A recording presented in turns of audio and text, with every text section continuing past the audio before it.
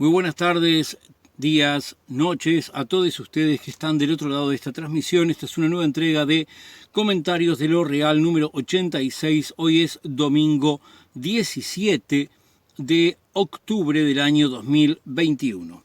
Vamos a empezar con noticias que tienen que ver con la inseguridad, pero no tanto con la de esta semana. Hubo un adolescente muerto en las Acacias y otros balaceras, sino con una cuestión que es particularmente más grave y que pasó en el año 18. En ese momento hubo un femicidio en el cual un hombre joven, mató a una mujer joven también, de 19 puñaladas adelante del hijo de esa mujer. A esta persona se la condenó a 24 años de cárcel y sin embargo el juez dice que no es femicidio. Si hubiera sido femicidio, con los agravantes que tiene, tal vez llevar un poco más de tiempo. Pero el principal problema no está en si es o no más años para esta persona, sino de que al no computarlo como femicidio se afectan los estudios, la cantidad de femicidios oficialmente registrados, etcétera, y de esa manera se afecta todo el conjunto de las acciones de justicia al respecto de este tipo de situaciones. Estuve tratando de averiguar el nombre del juez o jueza que haya tratado este asunto, no conseguí la información. Por otro lado, tenemos que en el departamento de Maldonado se difundió que la cantidad de denuncias por abuso sexual infantil en el año 2020 aumentó un 9,8%, agravado por toda la situación de la pandemia, obviamente, porque como sabemos, muchas veces eso ocurre en el seno de la familia o con vecinos, allegados, y justamente la pandemia hacía que la gente se quedara en la casa. Muy bien, vamos ahora a noticias del ámbito político. Por un lado tenemos que Cabildo Abierto, con respecto a lo que pasaba en la preparación y votación de la rendición de cuentas, expresó su molestia porque un artículo que ellos pretendían que saliera y que beneficiaba a los operadores de cable para que transmitieran internet, no salió. Entonces el Ministerio de Industria y Energía, a su vez, se sintió molesto con Cabildo porque dice que están todo el tiempo retrasando los planes que tiene en la cartera. Otro asunto dentro del campo político. En el tema de la investigadora que tiene que ver con el exministro Cardoso, había, como recordarán probablemente, una empresa de publicidad del país llamado Estonia, que estaba en discusión cómo había sido el tema de la documentación, si era una buena o mala compra, si se habían cumplido los requisitos que Uruguay exige para una compra de esa naturaleza o no. Bueno, lo cierto es que ahora aparentemente la documentación presentada no cumple las normas que Estonia plantea a su documentación. O sea que o la empresa es irregular en Estonia o la documentación es irregular en sí. Bueno, vamos ahora a cuestiones políticas que tienen que ver con la interna del Frente Amplio principalmente. El MPP dijo que va a respaldar a el diputado que fue increpado agresivamente por el intendente Umpierres. Sucede que en el departamento de Rocha había un diputado que presentó una denuncia formal por un contrato irregular realizado por la Intendencia con la Fundación A Ganar. Y entonces el intendente Umpierres estaba muy molesto y se dirigió a él de una forma totalmente inadecuada. Por otro lado, tenemos que en la Liga Federal decidieron a quién van a respaldar a la interna del Frente Amplio, esa Ivonne Pasada. Hablando de la interna del Frente Amplio, se creó un comando de campaña contra la LUC, en el cual participan los 3 candidatos, y eso, bueno, está muy bien que se actúe de forma unitaria. Dentro del Partido Socialista tienen la situación de que Daniel Martínez y también un dirigente de bancarios no van a apoyar a quien apoya el Partido Socialista, que es a Gonzalo Sibila, sino que ya dijeron públicamente que van a apoyar a Pereira, el ex dirigente del PIT-CNT. Así que el Partido Socialista está estudiando cuáles van a ser las sanciones que le corresponderán a estos militantes de ese partido. Bien, por otro lado, algo bastante grave, la ministra de la Corte Electoral, Ana Lía Piñeirúa, que es ministra de la Corte por el Partido Nacional, puso por escrito que, cito, a pura mentira transita la campaña contra la LUC. Los ministros de la Corte son nombrados por los partidos, no son gente neutral, pero tienen la obligación de mantenerse al margen de la disputa política que esté vigente. Si ella es ministra de la Corte Electoral, el organismo que tiene que garantizar la transparencia de los procesos electorales, está muy mal que realice este tipo de declaraciones. Han habido opiniones de catedráticos, algunos de los cuales indican que lo que ella ha... catedráticos no, de expertos en derecho, que algunos dicen que lo que ella ha hecho está muy mal y otros dicen que no, que es aceptable. Pero bueno, yo no soy experto en el tema, no emito opinión en ese sentido. Muy bien, vamos ahora a cuestiones que tienen que ver con políticas que principalmente afectan a las mujeres o la situación de las mujeres.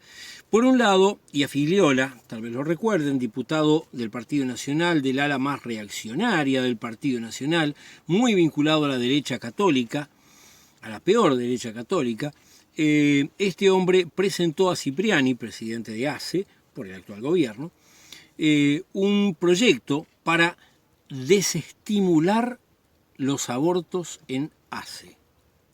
A ver, nosotros tenemos en Uruguay una ley que garantiza el aborto a toda persona, a toda mujer que se presente diciendo que quiere realizarse uno. Fenómeno, hay ciertas trabas que la persona tiene que ir de más y todo, que no están muy bien, pero es la ley que se pudo sacar.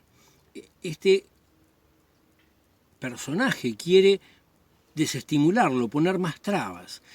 La militante feminista Liliana Abracinskas dijo que lo que busca es sostener el estigma y varias organizaciones feministas afirmaron que cualquier obstáculo que se plantee a la decisión de abortar presentada por una mujer es una violación de la normativa nacional e internacional. Por otro lado, hubieron estudios que se conocieron en la semana sobre la participación de hombres y mujeres en actividades de comercio electrónico. O sea, uno se pone a vender cosas por internet, fenómeno, o hacer algún trabajo por internet, bárbaro. Entonces, no a todo el mundo le va bien, hay gente que le va bien y gente que no. Bueno, ¿cuántos hombres les va bien? ¿Cuántas mujeres les va bien? El resultado fue que el 50% de los hombres consiguen generar los ingresos suficientes, los ingresos que necesitan, pero solo el 29% de las mujeres lo generan. ¿Por qué razón? Y bueno, el tema es que el tipo de trabajo de comercio electrónico exige una muy alta disponibilidad horaria. O sea, uno tiene que pasar muchísimas horas ante la computadora, el celular o lo que sea. Y lo que pasa es que como la carga del trabajo doméstico recae especialmente y sobre todo en las mujeres, entonces no disponen de la carga de horas necesaria para poder encarar el trabajo de comercio electrónico de una forma que les vaya a dar realmente resultados. Vamos ahora a lo que tiene que ver con noticias sindicales. Había una negociación entre los trabajadores y Catoen Nattier que al principio de la semana estaba trancada, la actividad de los contenedores estaba paralizada. En cierto momento se informó la existencia de un preacuerdo que sobre todo garantizaba determinados jornales.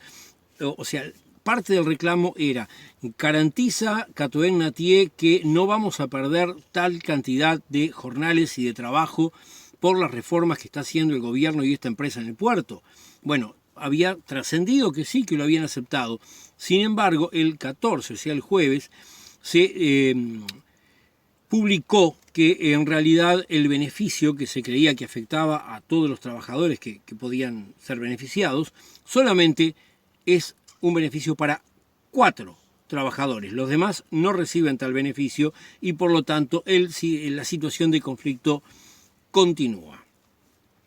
Tenemos por otro lado que AFUTU, la Asociación de Funcionarios de UTU, va a parar los días viernes y sábado porque la dirección de la Universidad del Trabajo de la UTU prohibió la participación de los funcionarios en el Congreso del sindicato. O sea, no les da libre para que vayan al Congreso a aquellos pocos funcionarios que tienen que ir al Congreso.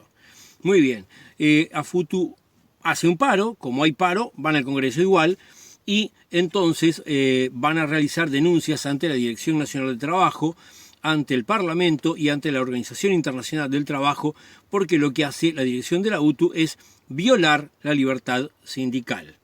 Una buena noticia es que el Zunca consiguió, en el contexto de la obra de UPM, un convenio colectivo que realmente es bueno para los trabajadores de la construcción en esa obra. La noticia que viene ahora no es estrictamente sindical, pero creo que es el mejor lugar para ponerlo. Hay un diputado blanco que se llama Pedro Gisdonian, o Gisdonian, no estoy seguro, el cual tenía una empleada a la que le pagaba en negro. ¡Tatán! Muy bien. Entonces ella le presenta la reclamación. Pero atención, Pedro Gisdonian es nada menos que el presidente de la Comisión de Legislación Laboral. El que preside la comisión que arma las leyes que se supone que tienen que defender a los trabajadores es una persona que tiene una trabajadora en negro y no le paga. Bueno, hubo una audiencia de conciliación en el Ministerio de Trabajo, no hubo acuerdo, así que están abiertas las opciones para que pase a juicio el caso de esa trabajadora. Noticias de orden social. El MIDES está atrasado en los pagos a distintos proyectos que afectan a realidades barriales, por lo cual la prestación concreta de los servicios claramente se resiente. Hay 56 convenios que están trancados en el Tribunal de Cuentas. ¿Por qué están trancados? ¿La culpa es del tribunal? No, la culpa es del MIDES. ¿Por qué hicieron los papeles mal? Obviamente no estaban preparados para hacer lo que tienen que hacer. El alcalde de Colonia Valdense, que es un alcalde por el Partido Nacional, presentó una denuncia contra una pintada de la LUC que hay en un muro. Este hombre es tan cínico que presenta una denuncia por una pintada en un muro, y en ese muro, en otra parte del muro, todavía se ve una pintada del grupo político que integra el alcalde de Colonia Valdense. Bueno, obviamente esto es algo totalmente tosco y burdo y rechazable por completo, porque limita la posibilidad de expresión de los ciudadanos del departamento de Colonia y de Colonia Valdense concretamente. Tenemos por otro lado que en Rocha trascendió que hay una diferencia de 1 millón de pesos entre lo que la Intendencia de Rocha dice que gasta en publicidad y lo que el Tribunal de Cuentas dice que en realidad gasta la Intendencia de Rocha. Por lo cual el Frente Amplio está indicando que el intendente de ese departamento mintió. Por otro lado, tenemos que en Florencio Sánchez, el departamento de Colonia, donde había un alcalde, el alcalde de Florencio Sánchez, justamente, que hizo una cantidad de maniobras totalmente inadecuadas, de las que hablamos en semanas anteriores. Muy bien, ahora la Intendencia de Colonia va a contratar una auditoría para ver cuál fue el monto de recursos públicos malversados y de esa manera hacer una demanda civil contra quien corresponda. Sin embargo, los ediles del Partido Colorado señalan que eso está mal, porque siendo del mismo partido que los malversadores, la Intendencia de Colonia, no debieran ser la Intendencia quien se encargara de la investigación, sino el Tribunal de Cuentas. Por otro lado, tenemos que en lo que tiene que ver con las reformas de las cajas, han habido declaraciones del PCNT de que la reforma en general tiende a igualar para abajo, pero concretamente con respecto a la caja militar, el oficialismo está recomendando, por un lado, subir la edad de retiro, 2 a 5 años, dependiendo del grado de la persona que se retira. Por otro lado, suprimir el adicional del aguinaldo y igualar los servicios bonificados de policías y militares, que son diferentes. Y los policías los tienen menos bonificados. Lo cierto es que es una cuestión muy técnica de repente, porque la edad de retiro no es la edad de jubilación. En las Fuerzas Armadas existe una norma por la cual a determinada edad la persona pasa a retiro. Esto es, no va a seguir trabajando porque se entiende que para poder brindar un servicio militar tiene que estar en determinada entereza física que a cierta edad ya no se tiene. Pero lo que ocurre es que se le paga una cierta cantidad, el retiro, mientras la persona sigue estando a disponibilidad, porque si a alguien se le ocurre invadir el Uruguay, entonces lo llaman de vuelta a filas y la persona vuelve a su rango y ocupación militar, hasta que sí se jubila varios años después. Entonces, cambiar la edad de retiro tiene que ver con esa situación intermedia, en la cual la persona después es un retirado militar, pero puede trabajar y aportar por otras cajas. Esto se parece bastante a una idea que yo he charlado con ustedes en varias oportunidades, de que haya en algún momento un régimen de media jubilación. Yo creo que se podría extender ese tipo de criterio para que cualquier persona a cierta edad pueda tener una media jubilación y entonces pasar a un régimen en el cual puede trabajar por otro lado con un horario menor, pero no abusarse de eso. En cualquier caso, no es lo que está planteado, y lo que sí ocurrió es que los militares están reclamando de que si hay tal tipo de quitas, ellos tienen que ser compensados aumentándoseles el sueldo. Bueno, en materia de cuestiones ambientales, por un lado tenemos que hay un Plan Nacional de Gestión de Residuos que está propuesto y que aparentemente está en noviembre, 15 de noviembre, va a estar disponible para consultas. Dentro de ese plan se está planteando algunas cosas que están muy bien, en los papeles realmente están muy bien. Reducir el uso de plásticos, difundir la utilización y la creación de compost y que para el año 2025 no hayan vertederos de basura a cielo abierto. Por otro lado, algo que no está muy bien, hay 47 organizaciones sociales que exigen que se restaure el sistema participativo de certificación de los productos ecológicos, de la agricultura realizada en forma ecológica. La red de agroecología que nuclea esas 47 organizaciones están criticando el sistema que está implantando el Ministerio de Ganadería, Agricultura y Pescas, que es una tercerización de las certificaciones y que va a tener un costo entre 6 y 8 mil dólares por año para los productores. Y vamos a terminar con la parte de salud, que es probablemente la parte con más noticias relevantes en esta semana. La primera noticia mucha gente podría meterla en la parte de policiales, inseguridad. Yo creo que corresponde en salud. En las cárceles, durante lo que va del año 2021, murió un 158% más de gente que en todo el año 2020. Esto es una noticia de salud. ¿Qué significa? Que aquellas personas que están encerradas porque cometieron delitos y está bien que estén encerrados, el Estado es ahora responsable de su salud y no cumple su responsabilidad. Y 158, hagamos una idea sencilla para que lo veamos. Si hubieran 100 presos, ¿sí?, que mueren porque se les dio un ataque al corazón, tienen un cáncer, lo que sea, significa que en el año 20 no murieron 100, murieron 258. Un 158 no es un poquito más, es muchísimo más. Hay una omisión muy grave de los servicios de salud por parte del Estado. Por otro lado, se realizó la 10ª marcha por la salud mental, que exige la instrumentación de la ley de salud mental y también que se realicen cambios en el presupuesto, porque sin esos cambios es imposible cambiar el modelo de atención que por toda la situación de pandemia se vio perjudicado y que ni siquiera es el que teníamos antes, es peor. Bueno, entonces, ¿cómo va a responder a esto el Ministerio de Salud Pública? ¡Tatán! Vamos a crear una comisión de expertos. A este gobierno le encanta hacer comisiones de expertos. Uno se pregunta, ¿para qué querían ser gobierno? ¿No saben lo que tienen que hacer?